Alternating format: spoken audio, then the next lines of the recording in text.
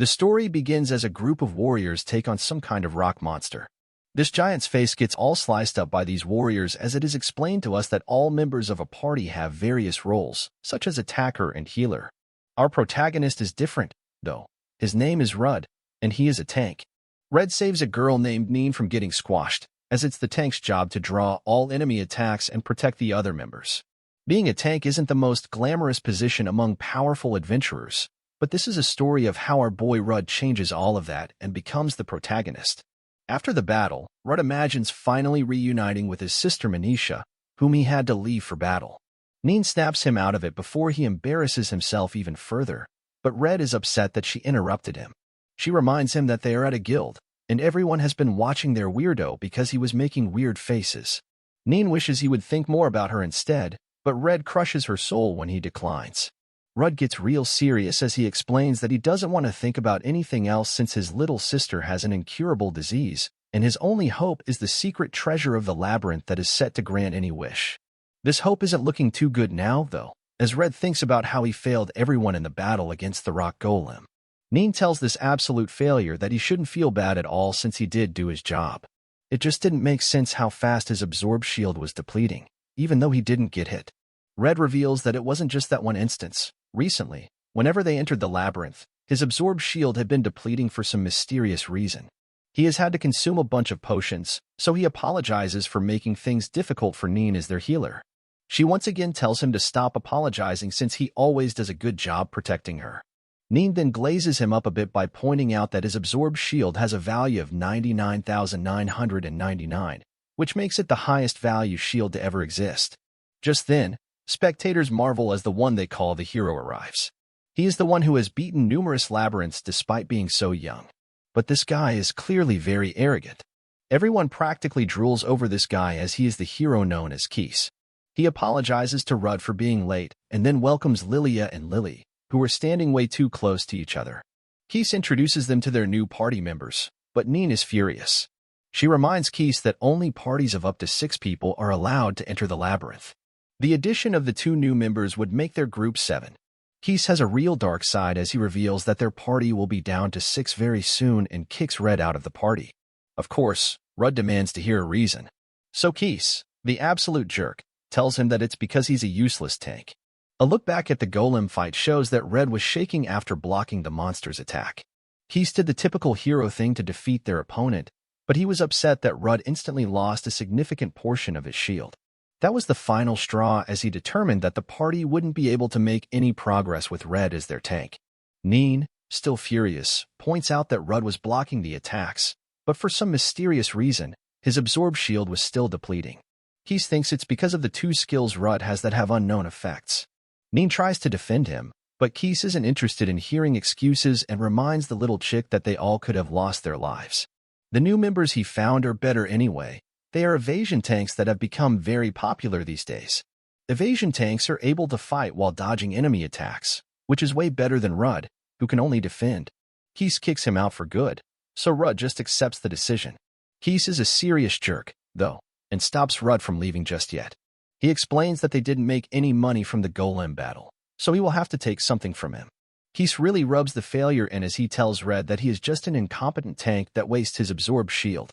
Keese then leaves with Red's sword while he laughs like an evil maniac. The conjoined twins known better as they thank Red and wish him luck. Red apologizes to Neen since she was the one that invited him to join her party, but he just wasn't good enough. Neen wonders if this is really goodbye, but Red tells her to come visit him in his hometown one day. He hopes that day will come soon, and Neen tears up at the kind words. She puts up a tough exterior, though, and says that she won't miss him. Afterwards, Red thinks about what to do next as he can't go to his hometown yet.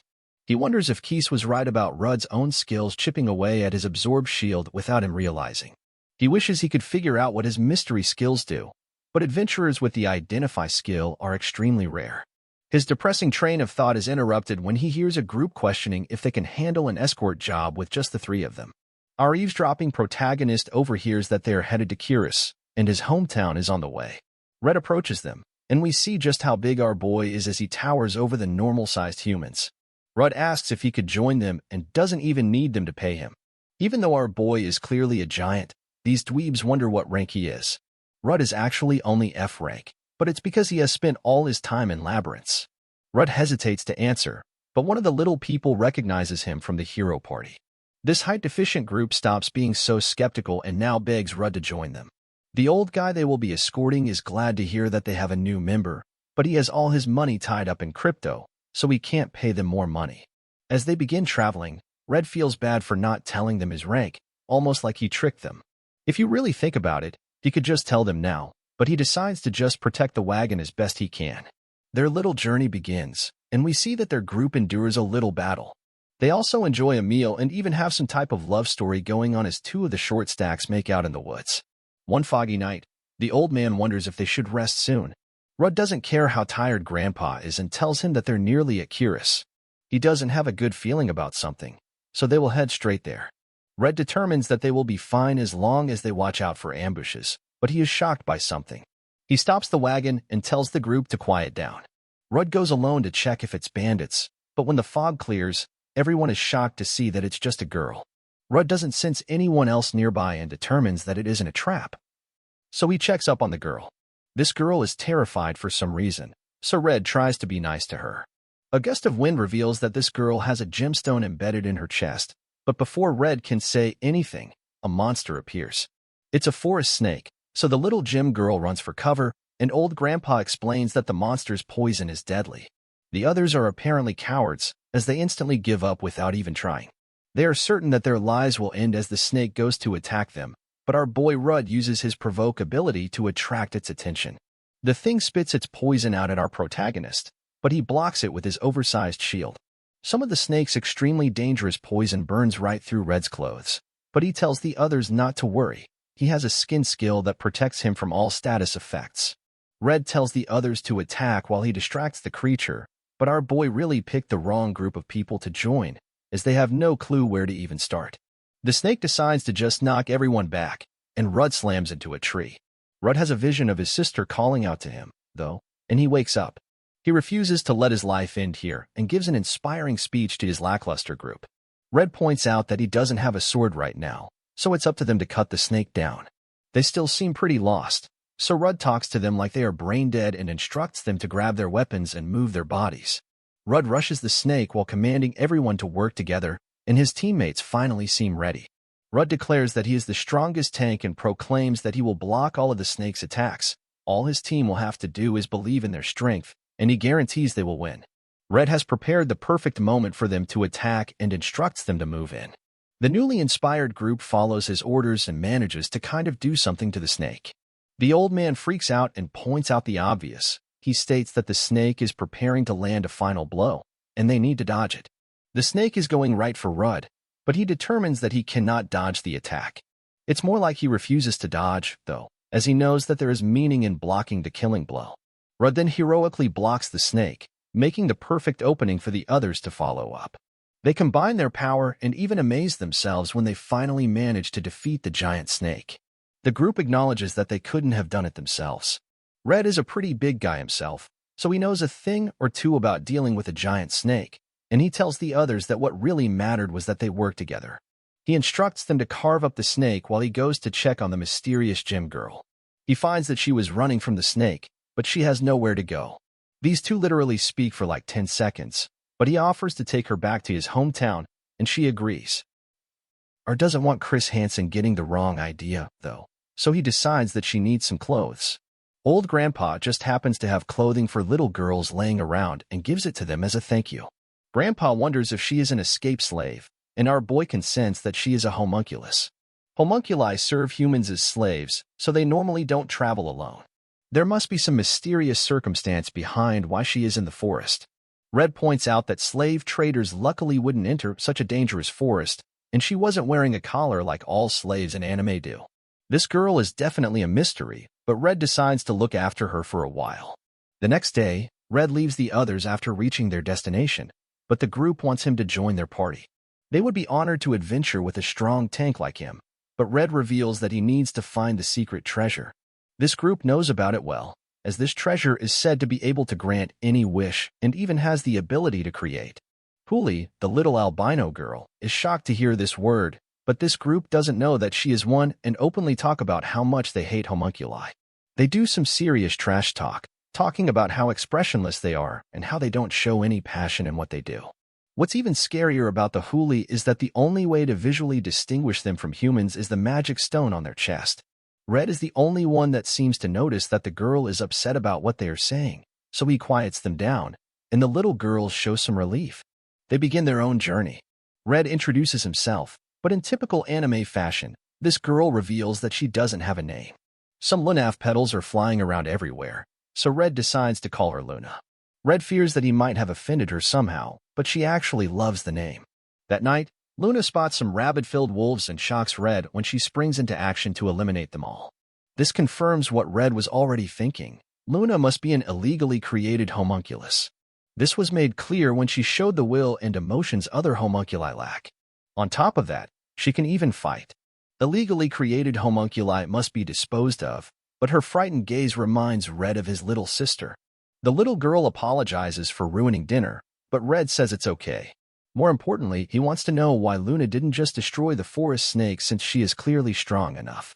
Luna explains that she is skilled in magic but doesn't have a single melee skill. This is surprising to Red, and he determines that she must just be able to imitate the effects of skills. She goes over her list of spells, but he is shocked when he hears that she can use the Identify skill. Identify is a very rare skill. Only one other person in the neighboring kingdom has it, but that person was said to have passed away a few years ago. This means that, as of right now, Luna is the only person in the world with the Identify skill. Red desperately wants to know about the two mysterious skills he has, so he asks her to use Identify on him. She does so and reveals that Red has 4 skills. One is called Healthy Body. It makes him immune to status effects, boosts his natural healing, and makes his body as tough as possible. The next is Provoke. It has the ability to focus an enemy's attention on him. Those are the 2 Red already knew about, so he prepares himself to hear the 2 unknown ones. One of these mystery skills is called Life Conversion. This allows him to convert the absorbed shield that he has depleted into strength. Red has the highest absorbed shield value to ever exist, and now there is a way to use it offensively. Red couldn't use it before, so he determines that some skills can't be activated unless the person understands them. Red's final skill is called Shield of Sacrifice. This skill allows him to treat the absorbed shield of his allies as his own. While protecting his allies, both his allies' toughness and his own increase. This means that, while making them tougher, he can also take the damage of others.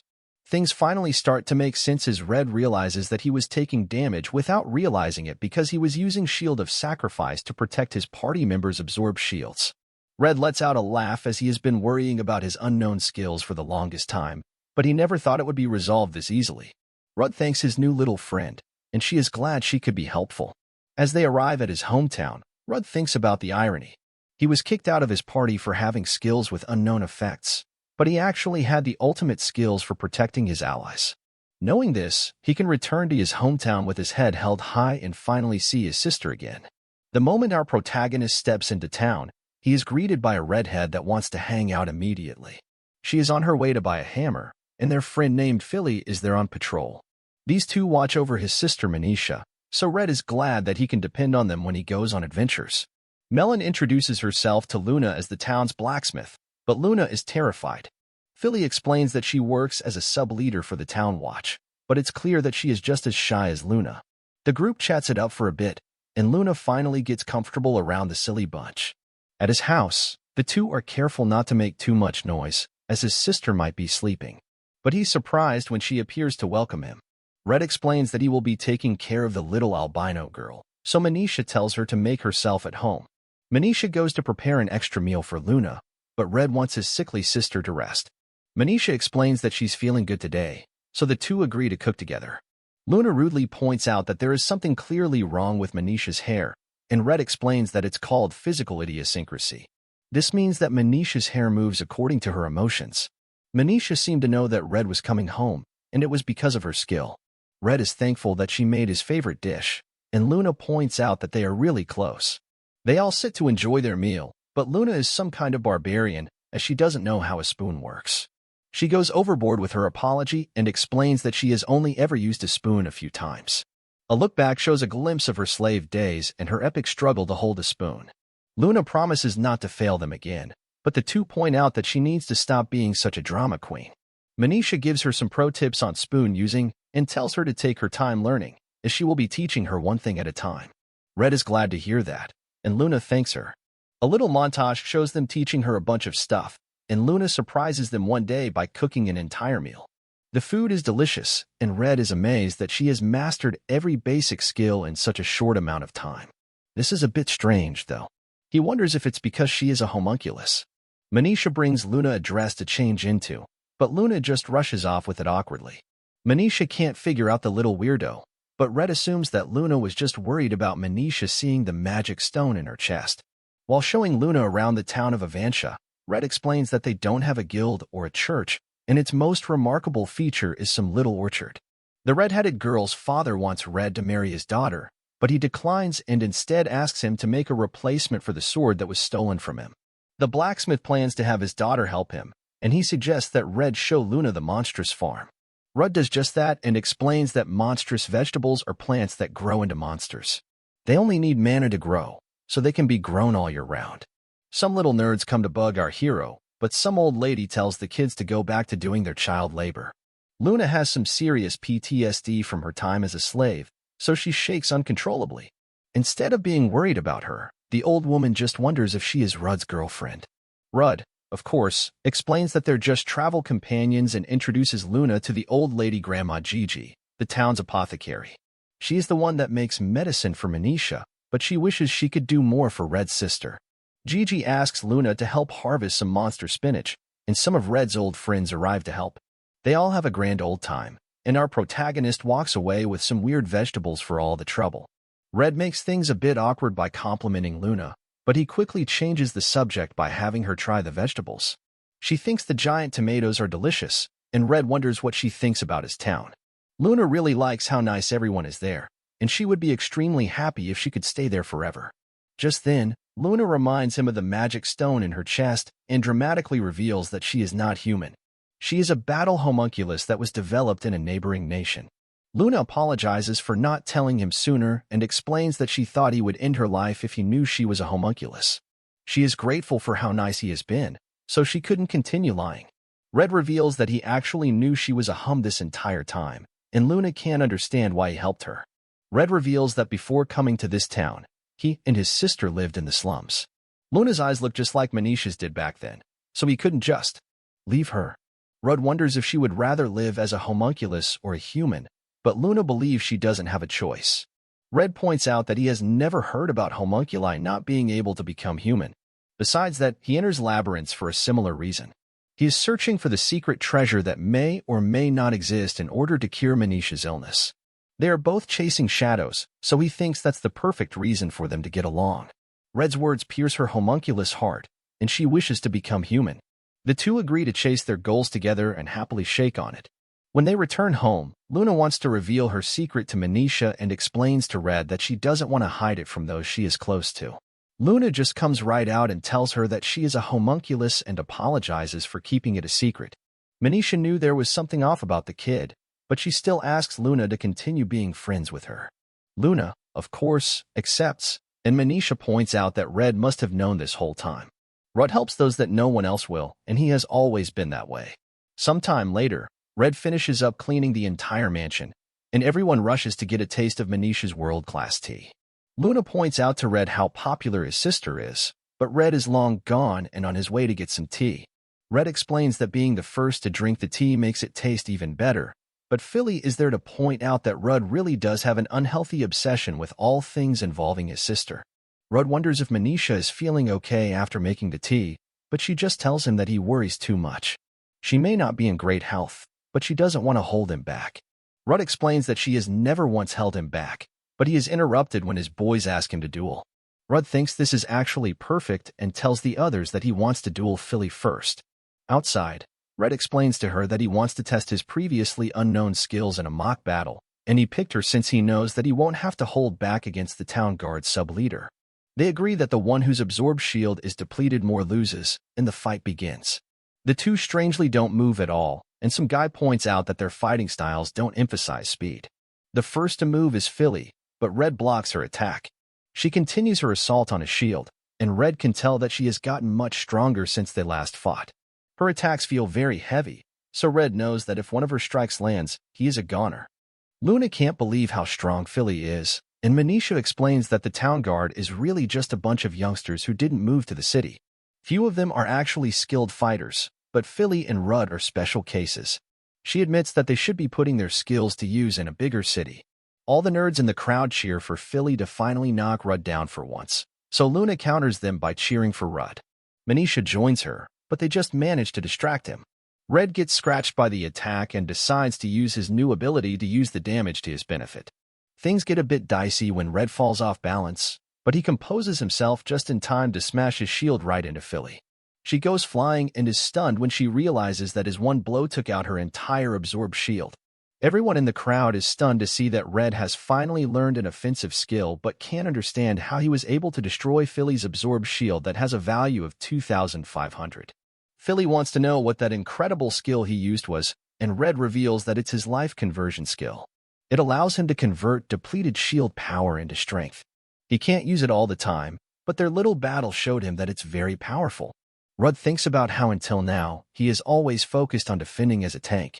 However, going forward and thanks to his life conversion skill, he will also be able to do some attacking. Red is ready to take on all challengers, but all the cowards watching conveniently remember that they have other things to do. The girls admire how strong Red is, but Manisha can't help but compare herself to him. A look back shows that their parents abandoned Manisha and planned to only raise Red.